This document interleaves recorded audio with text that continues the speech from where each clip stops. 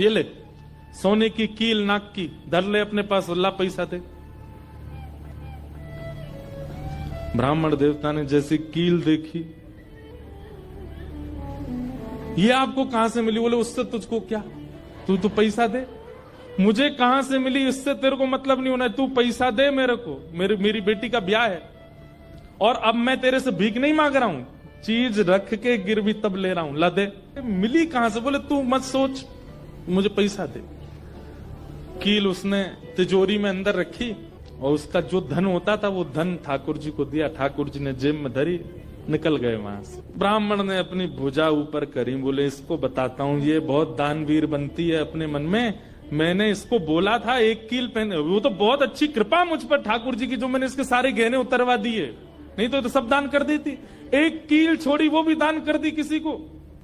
अब यहां वो ब्राह्मण जा ही रहा था अपने घर, उससे पहले दुकान का जो मुनीम था वो बेचारा सरस्वती देवी को बहुत मानता था, कभी कभी सहायता कर देती होंगी उसकी। वो सेठ जी से, इनसे ब्राह्मण देवता से पहले ही दौड़ के गया और जाके बोला मैया आज बचो आप।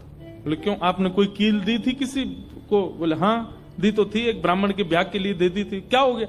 उसने जाके वो आपके पतिदेव को ही दिया और बदले में ले गया पैसा। सरस्वती देवी हाय नाथ, अब नहीं बचूंगी, वो तो बहुत डांटेंगे।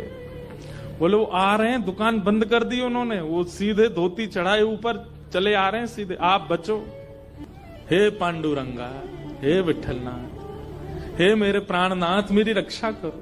ये कैसा नियम आपने, मेरे आज जीवन में पहली बार तो कुछ दान किया, वो भी एक ब्राह्मण बेचारा अपनी हत्या करने पर तुला था तो मैंने किया।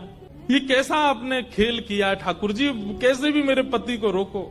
लेकिन इतनी डरती थी अपने पति से, इतनी व्याकुल हो गई, तुरंत विष ले लिया। बोली कि मैं उनका क्रोध नहीं सह पाऊंगी, उनकी मार पिटाई डांट नहीं सह सकती, उससे अच्छा तो मैं प्राण त्याग दूं अपने।